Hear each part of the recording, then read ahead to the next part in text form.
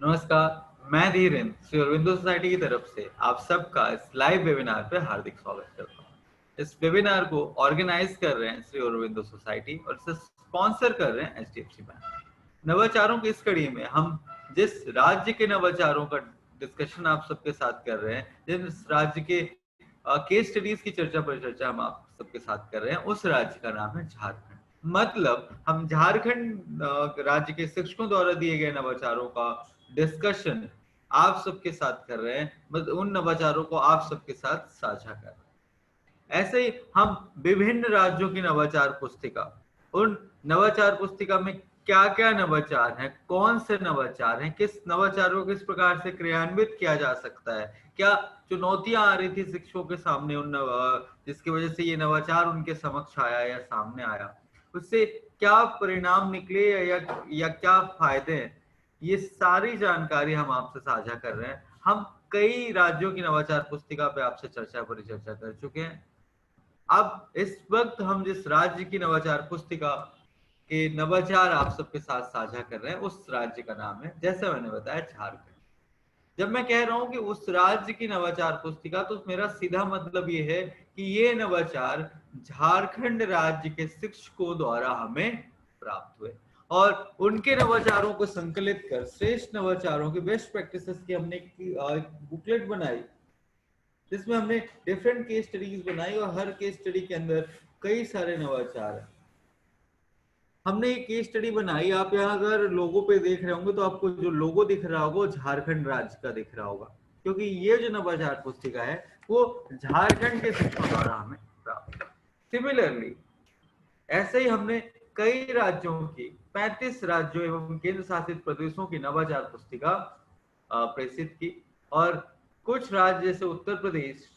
की 3 नवाचार पुस्तिकाएं, झारखंड, मध्य प्रदेश, बिहार इत्यादि की 2 नवाचार पुस्तिकाएं, और इस तरीके से हमने कई राज्यों की जो वार्षिक नवाचार पुस्तिका है वो भी प्रेषित करी। मैं जैसा मैंने बताया कि आज मैं झारखंड के नवाचारों की बात कर रहा हूँ और जिस केस स्टडी के बारे में आज हम आपसे चर्चा परिचर्चा कर रहे होंगे, उस केस स्टडी का नाम है सामुदायिक सहभागिता। क्या है सामुदायिक सहभागिता, क्या है इसके अंदर के नवाचार और कितने नवाचार हैं, ये सारा डिस्कशन हम करेंगे। लेकिन उससे पहले मेरी आपसे रिक्वेस्ट है कि अगर आपके मन में कोई भी डाउट, कोई भी क्वेश्चन होता है इन नवाचारों से संबंधित या केस स्टडी से संबंधित या फिर ZIIEI या शिक्षा में शून्य निवेश नवाचार इस प्रोग्राम से संबंधित, तो मेरी आपसे रिक्वेस्ट है कि आप अपने साथ एक पेन या पेंसिल और साथ में कागज लेकर के अवश्य बैठें और ऐसे कोई भी क्वेश्चन आपके मन में उठता है तो उन्हें अभी पार करके रखें, उन्हें नोट करके रखें और सेशन के अंत में मैं आपको समय दूंगा जहां आप अपने क्वेश्चंस, कोई प्रश्न, कोई शंका है आपको या आप जानना चाहते हैं कि ZIIEI प्रोग्राम किस तरीके से काम करता है, किस तरीके से आप अपने नवाचार हम तक पहुंचा सकते हैं, किस तरीके से आपका नाम इन नवाचार पुस्तिकाओं में आ सकता है और किस तरीके से आपको राज्य एवं केंद्र या नेशनल राष्ट्रीय स्तर पर सम्मानित किया जा सकता है। हमारे शिक्षा मंत्री, केंद्रीय शिक्षा मंत्री या फिर जिसे पहले बोला जाता था केंद्रीय मानव संसाधन एवं विकास मंत्री श्री रमेश पोखरियाल जी निशंक के द्वारा किस प्रकार से आप सम्मानित किए जा सकते हैं, ये सारी जानकारी है। ऐसे अगर कोई भी प्रश्न है आपके मन में तो आप निश्चित तौर पर मुझसे पूछ सकते हैं। इसके अलावा अगर आपके कोई एक्सपीरियंसेस हैं, कोई आपके अनुभव हैं जो आप मेरे साथ साझा करना चाहते हैं और मेरे माध्यम से, इस वेबिनार के माध्यम से समस्त शिक्षकों तक, देश भर के शिक्षकों तक अपनी बातें पहुंचाना चाहते हैं, चाहे वो हमें किसी भी मीडियम से, विभिन्न मीडियम से, ऑनलाइन मीडियम से जैसे फेसबुक, जूम या यूट्यूब इत्यादि में हमें देख रहे हैं, तो आप अपने अनुभव हमारे साथ साझा कर सकते हैं, आप अपने एक्सपीरियंसेस हमारे साथ साझा कर सकते हैं। मैं इसलिए भी आपको अपने अनुभव साझा करने के लिए बोलता हूँ बिकॉज हो सकता है वो अनुभव आपकी मेहनत से कई सालों के परिश्रम के बाद वो प्राप्त किए हैं और हो सकता है आपके अनुभव से किसी दूसरे शिक्षक को बहुत प्रॉफिट, बहुत बेनिफिट और बहुत फायदा हो। क्योंकि एक चीज, मैं विभिन्न राज्यों पे गया, लगभग देश के हर एक राज्यों में मैंने विजिट किया, वहां मैंने शिक्षकों से मिला, शिक्षाविदों से मिला, तो एक बात मुझे जरूर समझ में आई कि राज्य अलग हो सकते हैं, खान पान अलग हो सकता है, भाषाएं या बोलियां अलग हो सकती हैं, कपड़े पहनने का तरीका अलग हो सकता है, लेकिन एक बात मैं यकीन के साथ कह सकता हूँ कि परिस्थितियां या चुनौतियां जस की तस हैं। 19-20 हो सकती हैं, यहाँ कम वहां ज्यादा या वहां कम यहाँ ज्यादा, पर यकीन मानिए चुनौतियां हैं जस की तस। तो हो सकता है आपके अनुभव से किसी दूसरे शिक्षक को बहुत बेनिफिट हो और उनके उस बेनिफिट से उनके विद्यार्थियों के लिए सीखना, समझना, पढ़ना बहुत आसान। तो ZIII एक ऐसा मंच ही है जो शिक्षकों के लिए और शिक्षकों के ही द्वारा है। इसमें तो आपके ही आइडियाज हैं, आपके ही अनुभव हैं, आपके ही विचार हैं जो दूसरे शिक्षकों तक पहुंचते हैं और उससे उन्हें लाभ प्राप्त होता है, उससे वो बेनिफिटेड होते हैं। और वो जब एक शिक्षक को लाभ प्राप्त होता है तो सिर्फ शिक्षक तक ही वो लाभ सीमित नहीं रहता, अपितु वो लाभ उनके समस्त विद्यार्थियों को, जिस जिस बच्चे को पढ़ा रहे हैं उन तक वो पहुंचता है। और एक शिक्षक होने के नाते मुझे यकीन है कि हम सब यही चाहते हैं कि जितना विद्यार्थी पढ़े, जितना बेहतर से बेहतर तरीका निकाला जा सके उन्हें शिक्षित करने का, उन्हें एक सशक्त नागरिक बनाने का, वो एक शिक्षक होने के नाते आप सब, हम सब प्रयास करते हैं। मैं इस बात को लेकर के पूर्ण आश्वस्त हूं। आइए हम बात करते हैं हमारे आज की केस स्टडी की, जिसका नाम है सामुदायिक सहभागिता या इंग्लिश में कम्युनिटी पार्टिसिपेशन। सामुदायिक सहभागिता की आवश्यकता क्यों है, क्यों ये नवाचार आया, क्यों ये केस स्टडी के तौर पे आया, इसकी हम थोड़ी सी बात आप सबसे करना चाहते हैं। आइए थोड़ी सी इसके बारे में कुछ बात कर लेते हैं। कहते हैं कि शिक्षा एक त्रिभुज है और आप सब जानते हैं कि त्रिभुज के 3 भुजाएं होती हैं, 1, 2 और अगर ये तीसरी माने तो तीसरी। तो अगर शिक्षा एक त्रिभुज है तो उसकी 3 भुजाएं हैं, विद्यार्थी, शिक्षक और अभिभावक। अगर ये 3 भुजाएं, तीन की तीनों भुजाएं एक साथ मिलकर काम नहीं करती, एक साथ खड़ी नहीं होती, तीनों एक उद्देश्य के लिए कार्य नहीं कर रही होती, तो ये त्रिभुज कभी भी कंप्लीट नहीं होता है। तो एग्जाम्पल के तौर पे अगर हम बात करूं कि शिक्षक बहुत इंटरेस्टेड है बच्चों को पढ़ाने के लिए, अभिभावक बहुत इंटरेस्टेड है बच्चों को पढ़ाने के लिए, लेकिन बच्चा इंटरेस्टेड नहीं है, तो क्या शिक्षा का मकसद पूर्ण होगा? क्या बच्चा शिक्षा ग्रहण कर पाएगा? जवाब आएगा नहीं। इसी तरीके से अभिभावक बहुत इंटरेस्टेड है, बच्चा पढ़ने में इंटरेस्टेड है, लेकिन हो सकता है शिक्षक अगर किसी सिचुएशन में एग्जाम्पल के तौर पे इंटरेस्टेड नहीं है या बच्चों को शिक्षित नहीं किया जा रहा है, तो क्या बच्चा फिर भी शिक्षा ग्रहण कर पाएगा? और फिर आपको उत्तर होगा नहीं। इसी तरीके से अगर शिक्षक इंटरेस्टेड है, बच्चा इंटरेस्टेड है, लेकिन अभिभावक बच्चे की पढ़ाई में ध्यान नहीं दे रहे हैं, तो बच्चे के लिए शिक्षा ग्रहण करना बहुत मुश्किल टास्क हो जाता है। और इसीलिए कहते हैं कि शिक्षा अगर एक त्रिभुज है तो उसकी 3 भुजाएं हैं, और शिक्षक का रूपी त्रिभुज तभी कंप्लीट होगा, उसका निर्माण तभी संभव है जब ये तीनों भुजाएं एक साथ मिलकर एक उद्देश्य के लिए निरंतर तौर पर कार्य कर रही है। विद्यालय, समाज और शिक्षा के बीच महत्वपूर्ण कड़ी है। उसने कहा कि विद्यालय, शिक्षा और समाज के बीच में बहुत महत्वपूर्ण कड़ी है। जब ज्ञान, मूल्यों और सिद्धांतों का प्रकाश विद्यालय की 4 दीवारी से निकलकर समुदाय तक पहुंचता है, तब समाज शिक्षा के वास्तविक महत्व, प्रगति और खुशहाली को समझने एवं स्वीकार करने में सक्षम हो पाता है। जागरूक समुदाय दायित्व पूरा करता है कि उसके बच्चे पढ़े, लिखे और सशक्त नागरिक बने। कक्षा में अपने स्तर पर शिक्षक कितना भी प्रयास क्यों ना कर ले, लेकिन अगर समुदाय जागरूक नहीं है तो किसी भी तरीके से बच्चों के उपस्थिति, बच्चों की नामांकन दर और कम ठहराव जैसी इन चुनौतियों से पार नहीं पाया जा सकता। इन चुनौतियों से पार तभी पाया जा सकता है जब समुदाय भी इस बात को समझे कि शिक्षा जरूरी है और वो विद्यालय के साथ खड़ा हो और विद्यार्थियों को विद्यालय भेजे। अक्सर देखा गया है कि निरक्षर अभिभावक शिक्षा के महत्व को नहीं समझ पाते हैं। मैंने कहा अक्सर देखा गया है, हमेशा देखा गया है, बिल्कुल मेरा उद्देश्य नहीं है। अक्सर देखा गया है कि निरक्षर अभिभावक शिक्षा के महत्व को नहीं समझ पाते, और क्योंकि अभिभावक स्वयं शिक्षा के महत्व को नहीं समझ पाते, इसीलिए अपने बच्चे को भी विद्यालय नहीं भेजते। शिक्षक ने कहा कि सर ऐसी कई स्थितियां बनती हैं, हमें बोला जाता है कि स्कूल चले हम अभियान के तहत बच्चों के घर जाइए, उनके अभिभावकों से मिलिए, उनसे बात कीजिए कि वो अपने बच्चों को स्कूल भेजें। और जब हम अभिभावक के पास जाते हैं तो एक अभिभावक कहता है क्या करेगा स्कूल जाके, मेरा बड़ा बेटा अनपढ़ है, पीछे वाले मोहल्ले में ठेला लगाता है, दिहाड़ी के 300 रुपए बनाता है, एक ठेला इसको भी दे दूंगा, आगे वाले मोहल्ले में लगाएगा 100-150 रुपए कमा के लाएगा, क्या करेगा स्कूल जाके। दूसरे अभिभावक के पास शिक्षक ने कहा कि सर हम गए, तो उनका कहना था कि क्या करेगा स्कूल जाके, मेरी गेहूं की फसल पक के तैयार खड़ी है काटने के लिए, तो स्कूल जाने से तो अच्छा है कौन सा वहां लाट साहब बन जाएगा, स्कूल से जाने से तो अच्छा है कि मेरे साथ खेतों में हाथ बटाए। टीचर ने कहा सर तब हमें एहसास हुआ कि अगर बच्चे को स्कूल से जोड़ना है तो सबसे पहले उनको उनके अभिभावकों को स्कूल से जोड़ना पड़ेगा, और किसी तरीके से अगर हमने अभिभावकों को स्कूल से जोड़ लिया, अभिभावकों को शिक्षा का महत्व तो समझ में आने लग गया, अभिभावकों को ये एहसास हो गया कि शिक्षा कितनी जरूरी है एक बेहतर समुदाय के लिए, तो निश्चित या बेहतर समाज के लिए, तो निश्चित तौर पर वो बच्चे को स्कूल भेजेंगे, और जब बच्चा स्कूल आएगा तो हम उसे पढ़ा भी पाएंगे। और इसी थॉट के साथ टीचर्स ने कुछ इनोवेटिव आइडियाज दिए। कौन से वो इनोवेटिव आइडियाज है, मैं एक एक करके आपसे उन नवाचारों पे चर्चा करते चलूंगा। तो जो पहला नवाचार है उसका नाम है विद्यालय और समुदाय एक्शन ग्रुप।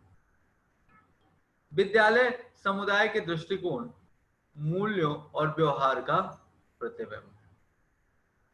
जहां समुदाय को जागरूक और सजग बनाना और भावी युवा पीढ़ी को तैयार करना विद्यालय का दायित्व है, वहीं समुदाय का की भी जिम्मेदारी है कि वह विद्यालय में बेहतर शैक्षिक वातावरण बनाने में सहयोग प्रदान करे। कहते हैं ना कि स्वस्थ विद्यालय से ही स्वस्थ समुदाय का निर्माण होता है, और स्वस्थ समुदाय में ही स्वस्थ विद्यालय की परिकल्पना की जा सकती है। अगर आप, मैं हमेशा एग्जाम्पल कोट करता हूं, मैं आज भी करूंगा कि आप कोई भी ऐसा मोहल्ला उठा के देख लीजिए जहां का समुदाय अच्छा नहीं है। अच्छा नहीं है से मेरा कहने का मतलब है कि वहां लोग लड़ाई झगड़ा करते हैं, बहुत ज्यादा नशा करते हैं, आपस में मिलजुल कर नहीं रहते हैं, पढ़ाई के प्रति उतना जागरूक नहीं है, तो आप अक्सर देखेंगे कि उन मोहल्ले, उन बस्तियों के जो स्कूल होते हैं वो भी निश्चित तौर पर बेहतर नहीं कर पाते। इसी तरीके से अगर विद्यालय कहीं पे विद्यार्थियों को शिक्षा नहीं मिल रही है, बच्चों पे ध्यान नहीं दिया जा रहा है, बच्चे कब स्कूल जा रहे हैं, आ रहे हैं, कब जा रहे हैं, किस बात पे बिल्कुल ध्यान नहीं दिया जा रहा है, कक्ष में पढ़ाई नहीं हो रही है, तो आप निश्चित तौर पे पाएंगे कि उस स्कूल का जो मोहल्ला होगा वो भी बेहतर नहीं हो, क्योंकि यही बच्चे तो आगे जाके समुदाय का हिस्सा बन रहे हैं। तो इसीलिए कहते हैं कि स्वस्थ समुदाय में ही स्वस्थ विद्यालय का निर्माण होता है, और स्वस्थ विद्यालय से ही स्वस्थ समाज की परिकल्पना की जा सकती है। तो दोनों विद्यालय और समुदाय या समाज एक दूसरे के पूरक है। तो इसीलिए जैसे हमने कहा विद्यालय और समुदाय एक्शन ग्रुप पे हमने बात की कि विद्यालय समुदाय के दृष्टिकोण, मूल्यों और व्यवहारों का प्रतिबिंब है, जहां समुदाय को जागरूक और सजग बनाना और भावी युवा पीढ़ी को तैयार करना विद्यालय का काम है, वहीं पे समुदाय का काम यह है कि वो विद्यालय में बेहतर शैक्षिक वातावरण निर्माण करने के लिए अपना सहयोग प्रदान करे। और इसी थॉट के साथ टीचर ने जो इनोवेटिव आइडिया दिया उसका नाम है विद्यालय और समुदाय एक्शन ग्रुप, जिसके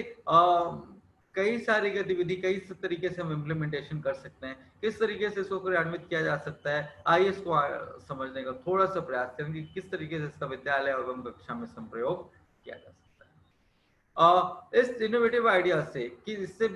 विद्यालय में विद्यार्थियों के समक्ष आने वाली किसी भी खास समस्या का समाधान निकाला जा सकता है। सबसे पहले शिक्षक समाज के जो विशिष्ट व्यक्ति हैं उनसे मिलते हैं, जैसे सरपंच हो गए, उप सरपंच हो गए, पंच हो गए। इसके अतिरिक्त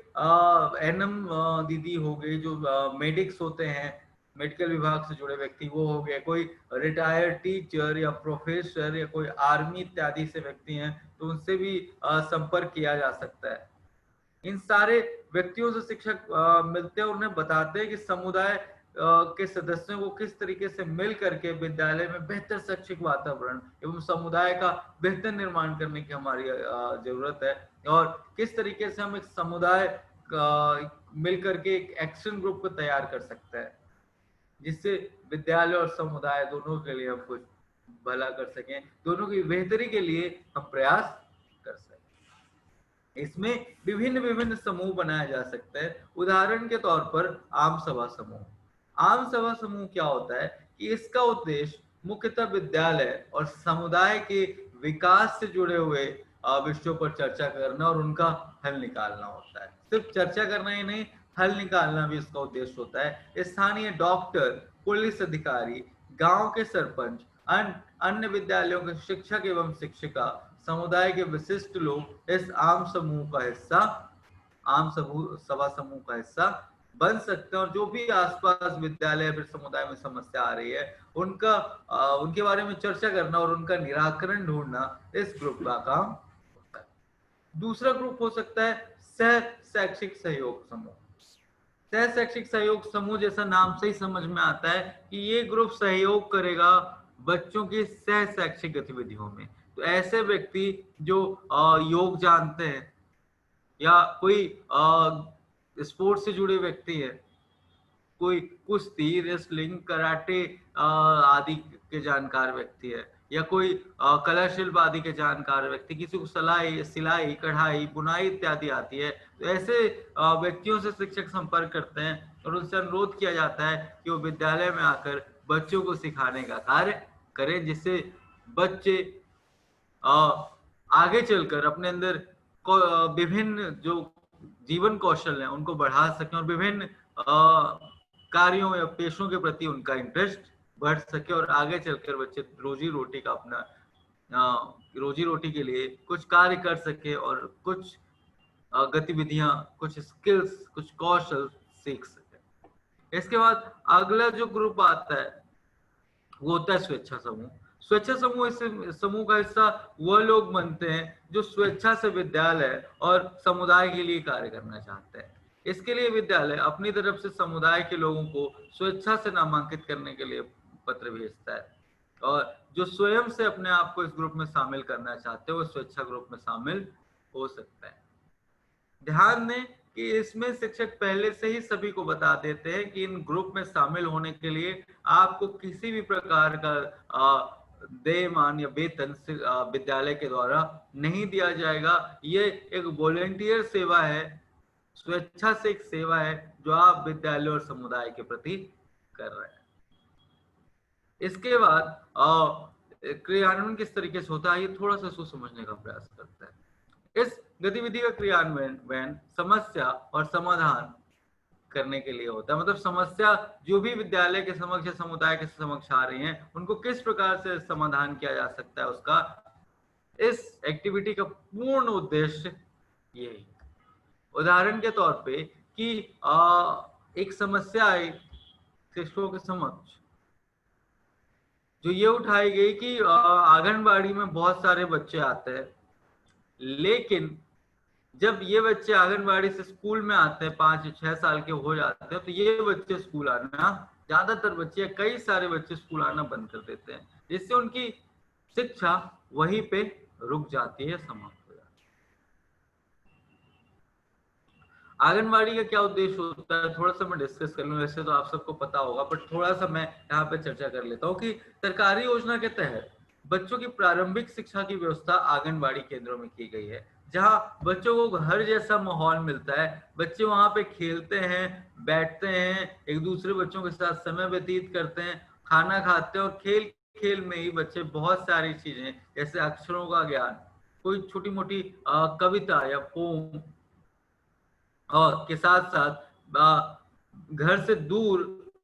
कुछ घंटों के लिए समय व्यतीत करना सीख जाते हैं, जिससे वो आगे चलकर विद्यालय में भी समय व्यतीत घर के अलावा कर सके। लेकिन अक्सर देखा गया है कि ये बच्चे आंगनबाड़ी के बाद जब 2 साल 3 साल ये आंगनबाड़ी में, जैसे एनईपी के तहत अब 3 साल आंगनबाड़ी का है और 6वें साल से एडमिशन मिलेगा स्कूल में, 5+3+3+4 हो गया है। तो बच्चे शुरू में जब आंगनबाड़ी में 2 से 3 साल अपना बिताते हैं और उसके बाद जब विद्यालय आते हैं तो कई सारे बच्चे विद्यालय में नए शिक्षक शिक्षिकाओं को देखकर, नया माहौल देखकर कतराने लगते हैं और वो फिर डर की वजह से, संकोच की वजह से या मन ना लगने की वजह से विद्यालय आना बंद कर देते हैं और उनकी पढ़ाई वहीं पर रुक जाती है। जब ये डिस्कशन हुआ तो इसका समाधान लोगों ने निकाला कि किस तरीके से इसका समाधान निकाला जा सकता है। तो समाधान ये निकला कि अगर गांव के प्राथमिक और माध्यमिक और सेम बात आती है जब बच्चा माध्यमिक कक्षा में जाता है। 5वीं तक तो बच्चा एक स्कूल में रहा जहां वो घुला मिला था, उसके सहपाठी थे, उसके वही शिक्षक थे जिनको वो जानता था। लेकिन उसके बाद जब बच्चा दूसरे स्कूल पे गया, मिडिल स्कूल पे गया, तो अब जो माहौल था उसके लिए वो बहुत भिन्न था। शिक्षक एकदम अलग, विद्यार्थी या क्लासमेट अलग, वहां का माहौल अलग, तो बच्चे के लिए बहुत डिफिकल्ट हो जाता है उस माहौल में खुद को एडजस्ट कर पाना। और हम में से कई लोगों ने स्कूल चेंज की होगी, तो आई एम श्योर हमने ये फेस किया होगा कि ऐसी स्थिति बनती है। तो टीचर ने कहा कि सर जब ये समस्या आई तो ग्रुप से ये चर्चा में ये समाधान या ये हल निकाला गया कि जो प्राइमरी और माध्यमिक क्लासेस के, मिडिल क्लासेस के शिक्षक हैं वो आंगनबाड़ी या फिर जो माध्यमिक वाले हैं प्राइमरी स्कूल बीच में महीने में 1 आध बार 2 बार जाएं और बच्चों से मिलें, उनसे संपर्क करें।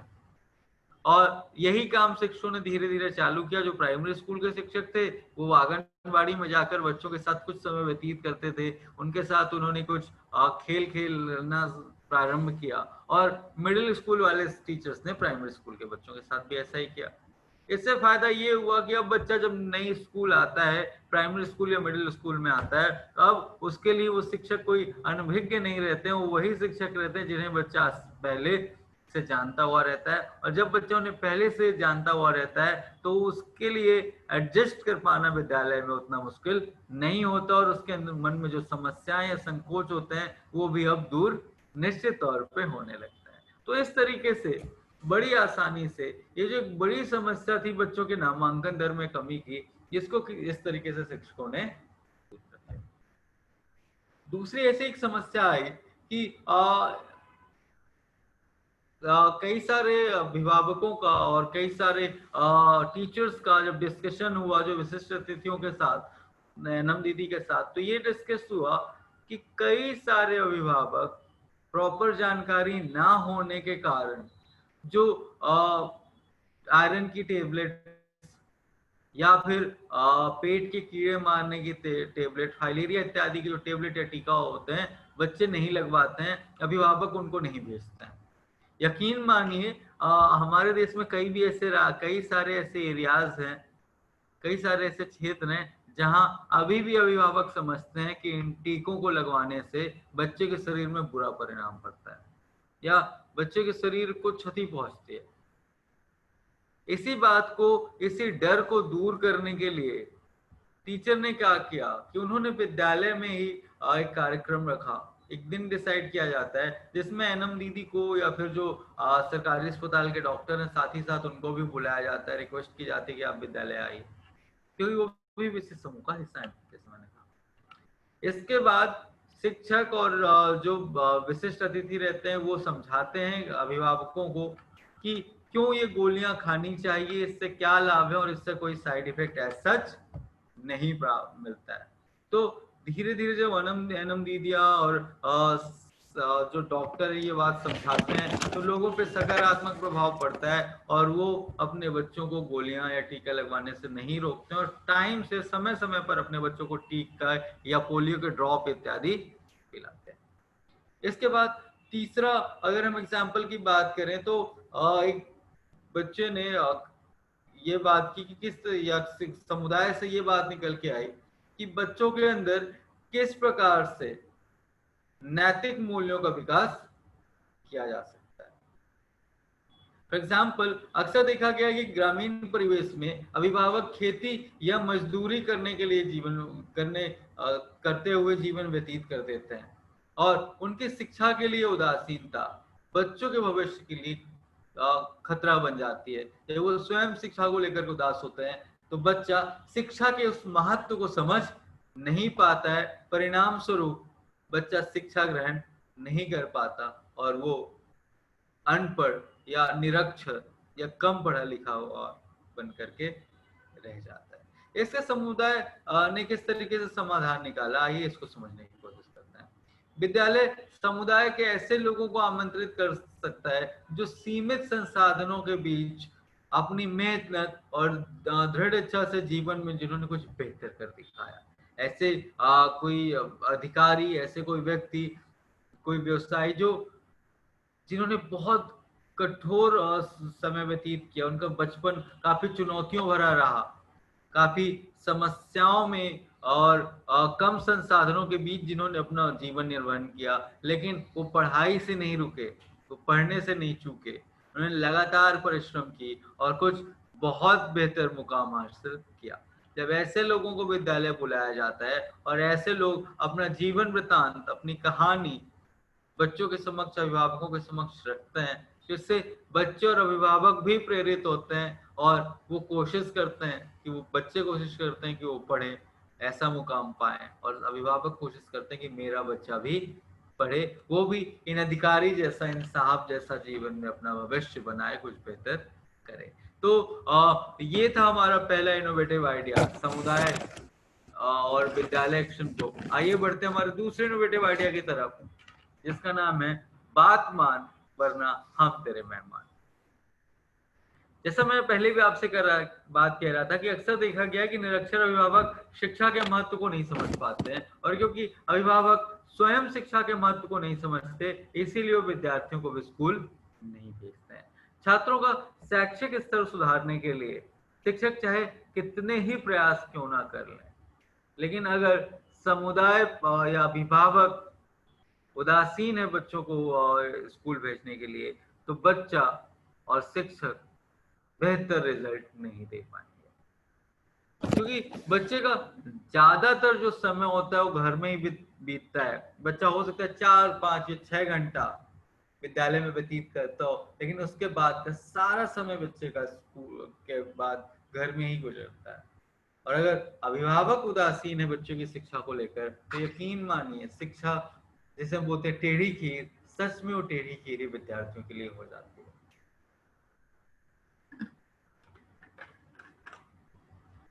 बात मेरे मान वरना हम तेरे मेहमान एक ऐसी गतिविधि है जो अभिभावक को शिक्षा के महत्व को समझने के लिए प्रोत्साहित करती है, प्रेरित करती है। इसके तहत शिक्षक समाज के कुछ विशिष्ट व्यक्तियों से मिलते हैं, उनसे संपर्क करते हैं और उनसे अनुरोध करते हैं कि ऐसे अभिभावक जो अपने बच्चों को स्कूल नहीं भेजते हैं, या ऐसे बच्चे जो विद्यालय नहीं आते, क्यों ना उनके अभिभावकों से संपर्क किया जाए और उन्हें शिक्षा के महत्व को समझाया जाए। तो शिक्षक सबसे पहले लिस्ट बनाते हैं ऐसे बच्चों की जो विद्यालय नहीं आ रहे हैं और काफी दिनों से जो विद्यालय नहीं पहुंच रहे हैं। लिस्ट बनाने के बाद शिक्षक समुदाय के उन व्यक्तियों से मिलते हैं, विशिष्ट व्यक्तियों से, और उनके साथ जैसे सरपंच, उप सरपंच, कोई ग्राम प्रधान के अलावा कोई विशिष्ट व्यक्ति है समाज के जिनकी काफी इज्जत है, या फिर कोई रिटायर्ड फौजी या पुलिस विभाग से जुड़े कोई व्यक्ति, कोई प्रिंसिपल या प्रोफेसर, टीचर कोई हो सकते हैं, तो इनके साथ शिक्षक संपर्क करते हैं और एक टाइम डिसाइड किया जाता है कि इस दिन हम उस व्यक्ति के घर, उस अभिभावक के घर, उस बच्चे के घर, उस विद्यार्थी के घर जाएंगे। दिन डिसाइड करने के बाद ये 5, 6, 7 लोग उस अभिभावक के घर जाते हैं और उनसे बात करते हैं उनके बच्चे के भविष्य को लेकर कि आपका बच्चा किस प्रकार पढ़ाई में ध्यान दे रहा है, पढ़ भी रहा है या नहीं। तो जैसे मैंने कहा, पहला स्टेप होता है कि शिक्षक निर्धारित समय और तिथि पर समूह बनाकर अनुपस्थित रहने वाले विद्यार्थी के घर जाते हैं और हंसी मजाक करते हुए अभिभावकों से चाय पिलाने के लिए घर का शिक्षक घर पर शिक्षक समेत समुदाय के सदस्यों को देखकर अभिभावक सादर और सम्मान के साथ साथ चाय तो पिलाते ही हैं, साथ ही साथ उन्हें इस बात का भी आभास हो जाता है कि अगर मेरे बच्चे की अनुपस्थिति के कारण इतने सारे लोग जो गांव के विशिष्ट व्यक्ति हैं वो अपना समय निकाल कर अगर मेरे घर आए हैं, तो निश्चित तौर पर शिक्षा का महत्व तो होगा ही होगा। अभिभावक को समझाया जाता है कि वो अपने बच्चों को विद्यालय भेजें, क्योंकि शिक्षित अगर हो जाएगा तभी एक बेहतर जीवन जी सकता है। और अगर उसके पिता चाहते हैं कि वो भी उनका बच्चा कुछ बेहतर भविष्य में बने, कुछ बेहतर करे, तो उसके लिए अपने बच्चे को, अपने बेटे को बेटी को उन्हें विद्यालय भेजना पड़ेगा। इसके साथ अभिभावकों और समुदाय की उपस्थिति में शिक्षक बच्चों को मीठी डांट लगाते हैं, उन्हें बताते हैं कि विद्यालय उन्हें क्यों आना चाहिए, और उन्हें ये भी बोलते हैं कि तुम्हें विद्यालय कल से आना है। इसके साथ शिक्षक बच्चे के घर में पढ़ने की जगह का भी मुआयना करते हैं। अगर वहां पे प्रॉपर लाइट इत्यादि की व्यवस्था नहीं है, उजाला नहीं आता है, तो शिक्षक अभिभावक को बोलते हैं कि यहाँ पे एक बल्ब लगा सकते हैं आप, जिससे बच्चा पढ़े तो मन भी लगे उसका, और अगर रोशनी नहीं आएगी तो उसकी आंखों में भी दिक्कत होगी। तो उसका मुआयना किया जाता है, बच्चे की गतिविधि शिक्षक अभिभावक से पूछते हैं, पता करते हैं क्या क्या गतिविधियां बच्चा करता है, उसका टाइम टेबल पता करते हैं। एक टाइम टेबल स्वयं शिक्षक बना करके देखते हैं बच्चे के लिए कि इस टाइम टेबल का फॉलो करना है, और अभिभावक सुनिश्चित करें कि बच्चा इस टाइम टेबल का फॉलो करे। ध्यान दें कि शिक्षक यह गतिविधि साप्ताहिक या हर 15 दिन में एक बार सभी के सहयोग से कर सकते हैं। शिक्षक यदि चाहें तो इस भ्रमण के बारे में पहले से ही अभिभावकों को सूचित कर सकते हैं, ताकि बच्चा और उसके माता पिता घर पर ही उपस्थित मिले। तो ये था हमारा दूसरा नवाचार, जिसका नाम था बात मान वरना हम तेरे मेहमान। आइए बढ़ते हैं हमारे तीसरे इनोवेटिव आइडिया की तरफ, जिसका नाम है बाल शिकायत पेटी। बाल शिकायत पेटी क्या है कि कई बार बच्चे संकोच बस अपने प्रश्न शिक्षक से नहीं कर पाते। आसपास कई बार बच्चे विभिन्न घटनाओं को देखते हैं, उनके साथ कई बार घटनाएं होती हैं, और बच्चे उसके बारे में किसी को संकोच बस या डर बस नहीं बता पाता है। अगर हम यौन शोषण की बात करें तो बहुत सारी घटनाएं ऐसी हैं बच्चों के साथ, जो अगर हम बात करें तो 80% के 85% करीब की जो घटनाएं होती हैं, वो कई बार ऐसा व्यक्ति अंजाम देता है जो जानने वाला रहता है, कोई परिचितहीन घटनाओं को अंजाम देता है, और वो एक एक करके बच्चे के साथ हल्का हल्का स्टेप बाय स्टेप आगे बढ़ता है। अगर बच्चा पहले ही इसको गुड टच बैड टच जैसी बातों को समझने लग जाए और इसकी शिकायत अगर कर सके, तो यकीन मानिए ऐसी बहुत सारी समस्याओं से, जिंदगी भर के डिप्रेशन से, परेशानी से बच्चा, उसका परिवार निजात पा सकता है, बशर्ते बच्चों को इन सारी बातों की जानकारी दी जाए और उन्हें ये प्रोत्साहित किया जाए कि अगर ऐसी कोई स्थिति उनके साथ बनती है तो वो उसकी शिकायत बाल शिकायत पेटी में कर सकते हैं, और उनका नाम निश्चित तौर पे गुप्त रखा जाए। इसके तहत शिक्षक बच्चों को एक बाल शिकायत पेटी की गतिविधि को बताते हैं कि हम किस तरीके से विद्यालय में कर रहे होंगे और इसका उद्देश्य क्या है। शिक्षक बच्चे को अच्छे गुण और किस प्रकार से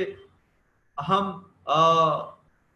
अच्छे नागरिक बन सकते हैं, अच्छे नागरिकों के गुणों को बच्चों को बताया जाता है, उन्हें उनकी जिम्मेदारी से अवगत कराया जाता है। शिक्षक बच्चों को बताते हैं कि बाल मजदूरी या उनके साथ होने वाले किसी प्रकार के दुर्व्यवहार, या फिर अगर ऐसी कोई घटना घटती है जो अप्रिय है, तो उसकी शिकायत बच्चा बाल शिकायत पेटी में कर सकता है। एक निश्चित जगह पर, उदाहरण के तौर पर प्रधानाचार्य कक्ष के सामने इस बाल शिकायत पेटी को लगाया जाता है, उस साइट में, जिससे सारे बच्चे इस बाल शिकायत पेटी में अपना चिट्ठी, अपना संदेश डाल सकें। बच्चों से ही बोला जाता है कि इस बाल शिकायत पेटी को तैयार करें, तो बच्चे अपने क्रिएटिविटी का इस्तेमाल करते हुए इस बाल शिकायत पेटी को तैयार करते हैं, रंगीन चार्ट पेपर, कलर पेन आदि के माध्यम से, और बीच में इसमें बाल शिकायत पेटी देखा जाता है। अब सबसे पहले ये है कि बात आती है कि बच्चों को उनकी जिम्मेदारियों से अवगत कराना, उन्हें एहसास होना कि क्या सही है क्या गलत। बच्चों को शिक्षक बाल मजदूरी के बारे में, उसके बाद गुड टच बैड टच के बारे में, अगर कहीं बच्चों को ये भी बताया जाता है कि आसपास समाज में आप कुछ बुरा देखते हैं, जैसे रोड में गड्ढा हो रखा है या कहीं बिजली का तार टूटा हुआ है, तो इसकी जानकारी भी आप निश्चित तौर पर इस शिकायत पेटी में डाल सकते हैं। अब बच्चों जब एक जागरूक विद्यार्थी के रूप में उभरते हैं, जब वो ऑब्जर्व करते हैं आसपास की चीजों को, तो बहुत सारी अप्रिय घटनाओं को घटने से रोका जा सकता है। उदाहरण के तौर पर एक छात्र ने पर्ची पर शिकायत लिखी कि उनके घर के पास की दुकान पे बाल मजदूरी हो रही है। शिक्षक ने बच्चों को बताया था कि बाल मजदूरी क्या है, और बच्चे ने ये बात शिकायत पेटी में लिख दी। और फिर जब विद्यालय के अंत में इस बाल शिकायत पेटी को खोला गया, तो उसमें शिक्षक ने पढ़ा कि ऐसी कोई घटना घटी है। शिक्षक उस बच्चे का नाम गुप्त रखते हैं और फिर गांव के विशिष्ट व्यक्तियों, सरपंच इत्यादि की मदद से इसका निदान किया जा सकता है। जो दुकान वाला व्यक्ति, उसे समझाया जाता है कि बाल मजदूरी एक अपराध है, इस बार तो हम तुम्हें छोड़ रहे हैं, अगली बार बाल मजदूरी करवाओगे तो निश्चित तौर पर तुम्हारी शिकायत पुलिस विभाग में की जाएगी। दूसरा उदाहरण ऐसे ही हो सकता है कि छात्र ने अपने या किसी छात्रा ने अपने विद्यालय आने के रास्ते में कोई जल भराव की समस्या की शिकायत पेटी में पर्ची के माध्यम से कर दी। प्रधानाचार्य ने समस्या का संज्ञान लिया और संबंधित विभाग को शिकायत करके रास्ता साफ करवा दिया। ऐसे ही बिजली का तार कहीं पे टूटा पड़ा था, जब विद्यार्थी विद्यालय से घर आ रहे थे या घर से विद्यालय जा रहे थे, तो बच्चों ने शिकायत की, किसी विद्यार्थी ने शिकायत पेटी में लिख के भेजा कि बिजली का तार वहां पे टूटा हुआ है, जिसकी वजह से कोई भी अप्रिय घटना से किसी की भी मौत, चाहे वो मवेशी हो या फिर कोई इंसान हो, अगर धोखे से भी उस तार को टच कर दिया तो उसकी मौत हो सकती है। इस बात को ध्यान में रखते हुए तुरंत शिक्षक के प्रधानाचार्य ने बिजली विभाग को कॉल किया और इस जो टूटी हुई तार थी उससे निजात पाया गया, उस समस्या का निदान किया। इसी प्रकार किसी बच्चे ने शिकायत की कि उसके विद्यालय में पढ़ने वाले कक्षा 6 की कोई बच्ची रिंकी, उसका बाल विवाह कराया जा रहा है। शिक्षक ने पुलिस को भी संपर्क किया इसके अंतर्गत, और गांव के विशिष्ट व्यक्तियों को भी संपर्क किया गया और उस अभिभावक के यहाँ गए और उसको समझाया गया कि बाल विवाह ना करे। इस उम्र में बच्ची की शादी करने से बच्ची की शारीरिक एवं मानसिक दोनों ही हानियां होती हैं, और साथ ही साथ जो जन्म लेने वाला बच्चा होता है, कम उम्र में अगर वो मां बन जाती है तो वो भी स्वस्थ नहीं रह पाता है। तो इस तरीके से बाल शिकायत पेटी बच्चों के ध्यान में रखकर ही बनाई जा सकती है, जिससे वो आगे चलकर एक सशक्त नागरिक के रूप में अपनी जिम्मेदारियों का निर्वहन कर सके।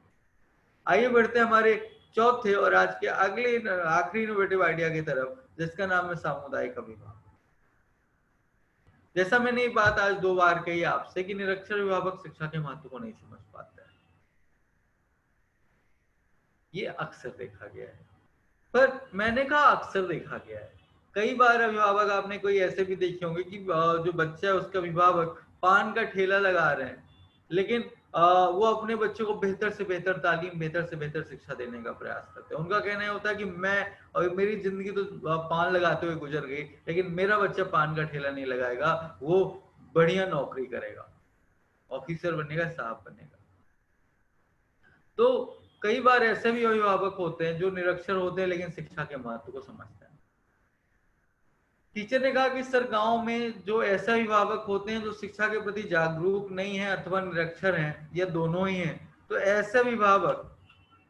बच्चों की शिक्षा को नहीं समझ पाते हैं या बच्चों की शिक्षा में पठन पाठन में किसी प्रकार की सहायता नहीं कर पाते हैं, और जैसा बच्चे का ज्यादा से ज्यादा समय उसके घर में गुजरता है, और जब घर पे ऐसा माहौल नहीं है जहाँ अभिभावक बच्चों को प्रोत्साहित करें शिक्षा के लिए, या फिर बच्चे को अगर कोई दिक्कत आ रही है शिक्षा में, पढ़ाई में, किसी टॉपिक में, किसी पॉइंट पे उसकी मदद कर सकें, तो बच्चे के लिए काफी दूभर हो जाता है शिक्षा ग्रहण करना। टीचर ने कहा सर इसी बात को ध्यान में रखते हुए हमने सोचा क्यों ना एक नवाचार लाया जाए, जिसका नाम उन्होंने रखा सामुदायिक अभिभावक। नाम से समझ में आता है कि समुदाय के अभिभावक ऐसे गांव के व्यक्ति जो शिक्षित हैं या फिर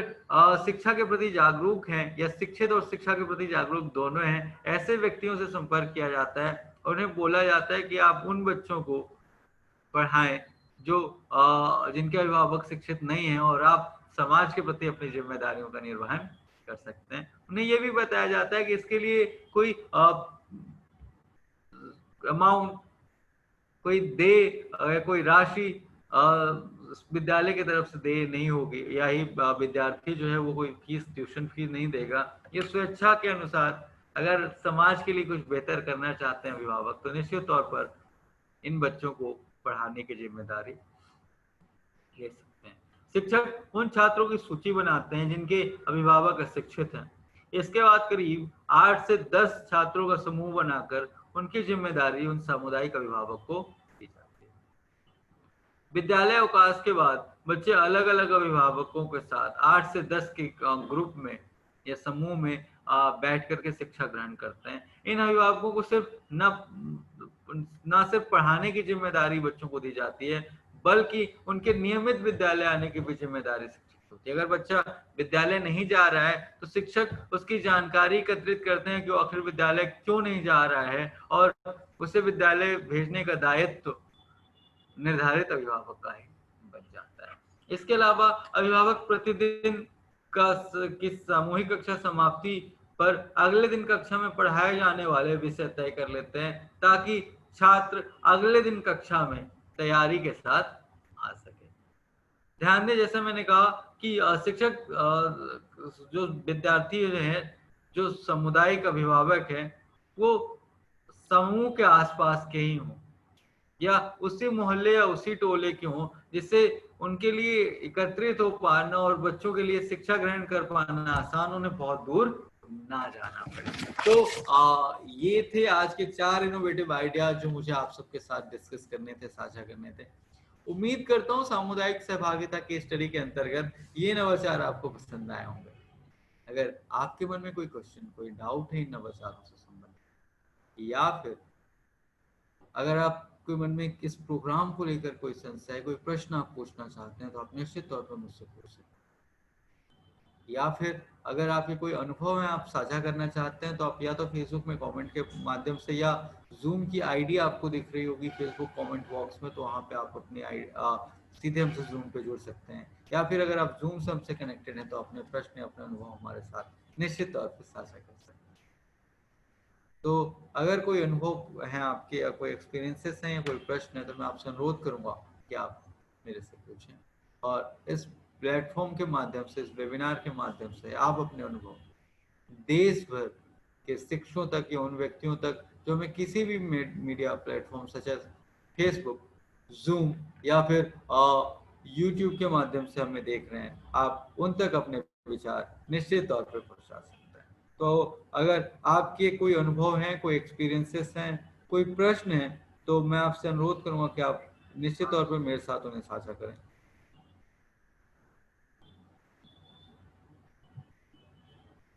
मेरे साथ इस लाइव वेबिनार में जुड़ने के लिए और मुझे सुनने के लिए मैं आप सबका हृदय से आभारी हूँ। आप मेरे साथ इस नवाचारों के सफर में शामिल होते हैं, और हम निश्चित तौर पर एक दूसरे से कुछ सीखते हैं, एक दूसरे के साथ आइडियाज साझा करते हैं। वो नवाचार जो मेरे नहीं, और मेरे जैसे किसी व्यक्ति जो श्रीअरविंदो सोसाइटी से जुड़े हुए हैं उनके दिए हुए नहीं, बल्कि आप जैसे शिक्षक के दिए हुए हैं। हम उम्मीद करते हैं कि जब विद्यालय प्रारंभ होंगे, जब विद्यार्थी विद्यालय आना चालू करेंगे, तो आप इन नवाचारों में से जो मैं आपसे बताता हूँ, उनमें से कम कोई एक नवाचार तो अवश्य अपने विद्यालय में क्रियान्वित कर रहे होंगे। और यकीन मानिए, इससे आपको निश्चित तौर पर फायदा होगा। आपके विद्यार्थियों को निश्चित तौर पर सीखने और सिखाने में आपको एवं आपके विद्यार्थियों को फायदा ही प्राप्त होगा। इसी उम्मीद के साथ कि आप कम से कम एक नवाचार तो अपने विद्यालय में अवश्य क्रियान्वित कर रहे होंगे, मैं आज आपसे विदा लेता हूं। कल फिर मुलाकात होगी आपके साथ किसी नई केस स्टडी, किन्हीं नए नवाचारों के साथ। तब तक के लिए अपना ख्याल रखिएगा। नमस्कार।